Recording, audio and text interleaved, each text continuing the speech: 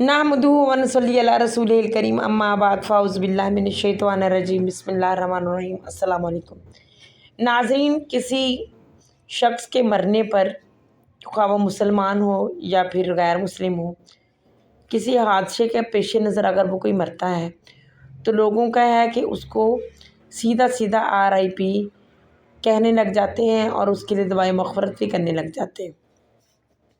अब मुसलमान के लिए इस तरह कहना कैसा है और गैर मुस्लिम के लिए इस तरह कहना कैसा है। आजकल जहाज़ क्रैश में जो शख्स बचा है और बाकी जो उनकी डेथ हो गई है, इस तरह के लोगों के लिए जो गैर मुस्लिम हैं, लोग यही अल्फाज इस्तेमाल कर रहे हैं। आइए सबसे पहले इंजीनियर साहब से सुनते हैं कि हदीस और कुरान हम इस बारे में क्या गाइड करता है, उसके बाद इस पर मज़ीद बात करते हैं। मरने के बाद तो किसी काफिर को आप दुआ नहीं दे सकते, ये हराम है, और खुदा न खास्ता इसे जायज़ समझा तो ये कुफर की कैटेगरी में फॉल करेगा। सराहतन कुरान हकीम में अल्लाह ताला ने इसको मना किया है। और किसको मना किया? पैगंबर को, नबी सल्लल्लाहु अलैहि वसल्लम, सैयदना इब्राहीम आप अलैहिस्सलाम के सहाबा को। आप सूरह तौबा के बिल्कुल एंड में पहुंच जाए ना, तो इस हवाले से बड़ी डिसाइसिव आयात है जो मुसलमानों का अकीदा क्लियर कर देंगी।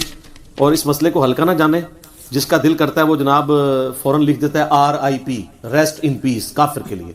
मुसलमान के लिए, चाहे वो आपके फिरके का है या नहीं है, कलमा गो है, आप लिख सकते हैं, उसका जनाजा भी पढ़े, उसके लिए दुआए मग़फ़िरत भी करें। कलमा गो मुशरिक है तब भी करें, अल्लाह का मामला है, कलमा गो है ना, वो अल्लाह ताला उसके सर्कमस्टांसेस देख के डिसाइड करेगा।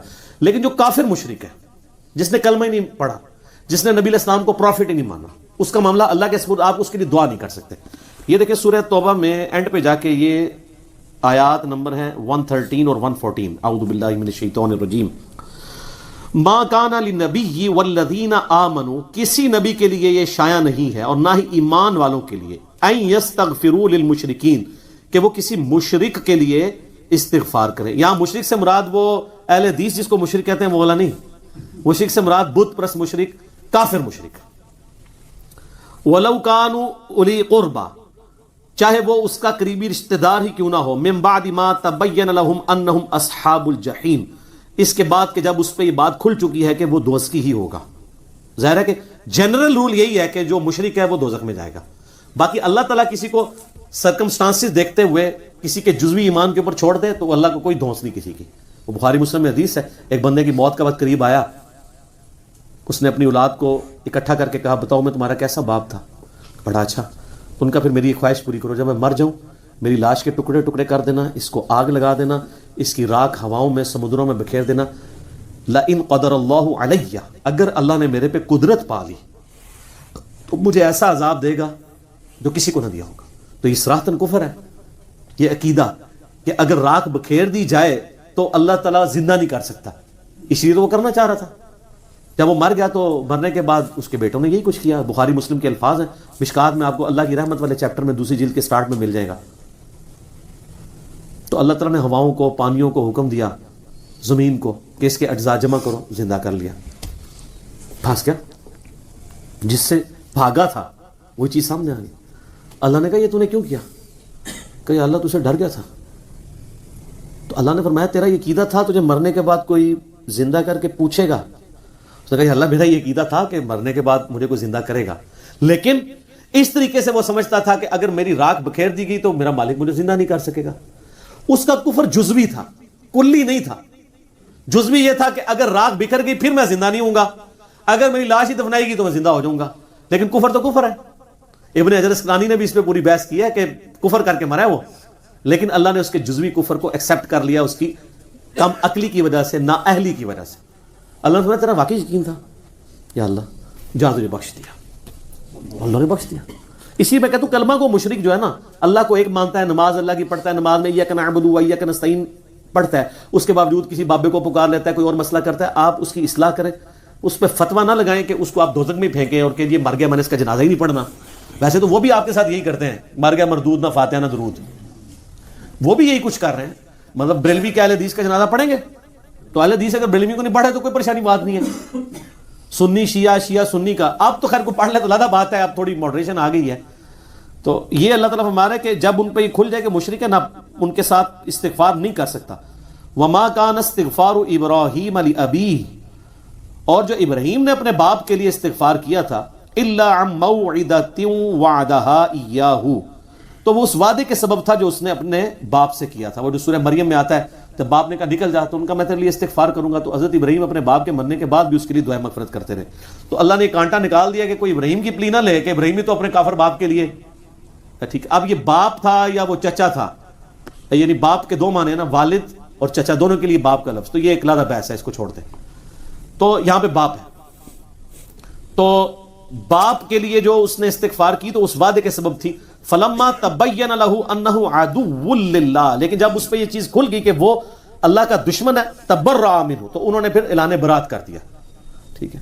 ان ابراہیم لأواہ حلیم، ابراہیم علیہ السلام جو ہے وہ آہیں اور سسکیاں بھرنے والے اور حلم والے تھے، یعنی ابراہیم علیہ السلام نرم دل تھے، اس لیے وہ اپنے باپ کے لیے ان کے مرنے کے بعد بھی دعا کرتے رہے۔ کیا نرم دل تھے۔ قرآن میں آتا ہے نا، فرشتے جب انسانی شکل میں آئے، سورہ ذاریات میں ڈیٹیل آتی ہے، تو ان کے لیے بنا بچڑا لے آئے، جب رکھا، اب حضرت ابراہیم کو تو نہیں پتا تھا یہ فرشتے ہیں، آپ کے بزرگوں کے علم غیب ہے، حضرت ابراہیم کو نہیں تھا جب تک اللہ بتائے نا، نال نال ٹھیک ہے عرض کریں گے۔ تو جب انہوں نے نہ کھایا نا، تو ان کے دل میں، قرآن میں آتا ہے کہ ان کے دل میں خوف آیا کہ یہ، کیونکہ دشمن جو ہوتا تھا نا وہ نمک نہیں کسی گھر کا کھاتا تھا، ورنہ اس کے ساتھ وفاداری کرنی پڑتی تھی۔ اس طرح کے ایٹیکیٹس اس جاہلیت کے دور میں بھی تھے، تو انہوں نے کہا یہ لگتا ہے غلط ارادے سے ہیں، اس لیے میرے گھر کا نمک نہیں کھا رہے۔ تو پھر فرشتوں نے کہا گھبرائیے نہیں، ہم ایک قوم کی طرف بھیجے گئے ہیں، قوم لوط کی طرف، ان کو تباہ و برباد کرنے کے لیے۔ تو قرآن میں آتا ہے کہ وہ پھر قوم لوط کے معاملے میں بھی جھگڑنا شروع ہو گیا۔ قرآن نے اس جھگڑے کا ذکر نہیں کیا، لیکن تورات میں وہ پورا جھگڑا موجود ہے، کیا تھا۔ اب چونکہ نرم دل تھے تو حضرت ابراہیم علیہ السلام نے کہا اچھا کیا کرنا ہے مارنے کے لیے، ان کو اوپر سے نیچے پھینکیں گے، پتھروں کی بارش کریں گے۔ تو انہوں نے فرشتوں سے کہا کہ اچھا یہ بتاؤ، اگر 10 ایمان والے ہوئے وہاں پہ تو ان کی وجہ سے باقیوں کو بھی چھوڑ دینا یار۔ انہوں نے کہا جی چلے ٹھیک ہے، اگر 10 بھی ہوئے نا ہم ان پہ عذاب نہیں کریں گے۔ وہ اس لیے کہ ان کو پتا تھا کتنے ہیں، اللہ نے بھیجا ہوا تھا۔ حضرت ابراہیم نے کہا یار اچھا، انہوں نے کہا نہیں 5، اگر 5 مومن نکل آئے لوط کی قوم میں، پوری قوم میں، تم نے عذاب نہیں بھیجنا۔ انہوں نے کہا جی ڈن۔ حضرت ابراہیم تو وہ تو ایکسپیکٹ نہیں کر رہے تھے کہ صرف 2 بیٹیاں ہی نکلیں گی۔ ہاں، رائے ونڈ اجتماع میں 16 لاکھ بندہ اکٹھا ہوتا ہے، اور ملتان اجتماع میں بھی 20 لاکھ بندہ اکٹھا ہوتا ہے۔ لوط علیہ السلام کے ساتھ 2 بیٹیاں تھیں۔ یہ جو آپ اتنے بڑے بڑے مجمع دیکھ رہے ہیں نا، یہ محمد رسول اللہ کی کرامت ہے زندہ، یہ امت کا خمیر توحید سے اٹھا ہوا ہے، جو اس بڑے لیول کے اوپر، یہ پرانی امتوں میں اس امت کی مثال اس لیے دی جاتی تھی کہ یہ امت توحید ہے، کہ بڑے پیمانے پہ لوگ حق قبول کریں گے۔ اگر آپ اس کو کمپیئر کریں تو پوری انسانی ہسٹری میں اتنے لوگوں نے توحید نہیں قبول کی ہے، جو ایک ایک ایرا میں، ایک ایک سینچری میں مسلمان جتنے رہے ہیں۔ یہ نبی علیہ السلام کو اللہ نے ایک اعزاز دیا ہے۔ اسی بخاری مسلم کی حدیث ہے کہ جنتیوں کا نصف میری امت ہے، اور ابن ماجہ میں حدیث ہے جنتیوں کی 120 میں سے 80 صفحے میری امت سے ہیں، کیونکہ میرا معجزہ قرآن ہے نا۔ بخاری مسلم میں حدیث ہے کہ انبیاء پہ ایمان لانے والوں کی تعداد ڈیپینڈ کرتی تھی اس کے معجزے پہ۔ مجھے اللہ نے وہی کا معجزہ دیا ہے، میں اللہ سے امید کرتا ہوں سب سے زیادہ امتی جنت میں جانے والے میری امت سے ہوں گے۔ یہ لہذا اس کو کوئی رائیوٹ کا کمال یا دعوت اسلامی کا کمال نہ سمجھے، یہ امت کا خمیر توحید سے اٹھا ہوا ہے۔ آپ نے سنا، انہوں نے باقاعدہ آیت مبارکہ نکال کر ہمیں اس کا ترجمہ سنایا کہ غیر مسلم کے لیے جو مشرک ہے، یعنی کہ جو کلمہ گو نہیں ہے، جس نے کلمہ ہی نہیں پڑھا، ظاہر سی بات ہے، جو اللہ کو نہیں مانتا وہ سیدھا جہنم میں ہی جائے گا، یہ تو بات کنفرم ہے۔ لیکن جو مسلمان ہے، اپنے کسی بھی عقیدے کی وجہ سے وہ غفلت میں پڑا ہوا ہے یا کوئی چھوٹا موٹا شرک وہ کرتا ہے، یہ اللہ اور اس کا معاملہ ہے کہ وہ کلمہ گو ہے، لیکن وہ کسی نہ کسی عقیدے کی وجہ سے ہم اسے کہتے ہیں کہ وہ کفریہ کلمات کہتا ہے۔ یہ اللہ اور اس کا معاملہ ہے، اللہ اسے چاہے تو معاف کرے، چاہے تو نہ کرے، لیکن ہم اس کے لیے یہ الفاظ استعمال کر سکتے ہیں، ہم اس کے لیے دعائے مغفرت بھی کر سکتے ہیں، لیکن غیر مسلم کے لیے ہم اس طرح کی دعا نہیں کر سکتے، ہمیں یہ قرآن نے منع کیا ہے۔ ناظرین، آپ کا اس بارے میں کیا خیال ہے؟ کمنٹس میں ضرور بتائیے گا۔ اللہ پاک ہم سب کو اپنے احکامات پر چلنے کی توفیق عطا فرمائے۔ السلام علیکم۔